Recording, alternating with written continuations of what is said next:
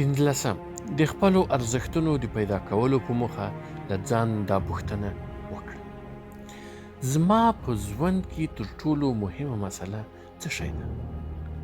خپل ځوابونه په یاد راوړه. په یاد ولره غواړي خپل هغه ارزښتونه کشف کړي چې ډیر زیات ورپسې هڅه کوي. ټول لاسته راغلي ارزښتونه په یو لیست کې د مهموالي له مخې ډلبندۍ کړئ.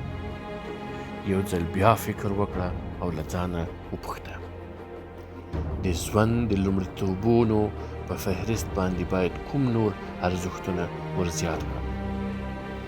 شدیدې غوښتنې ولره او غوره شیان وغواړه تر څو غوره توبونه تر نورو لومړی ستا په لور راځي.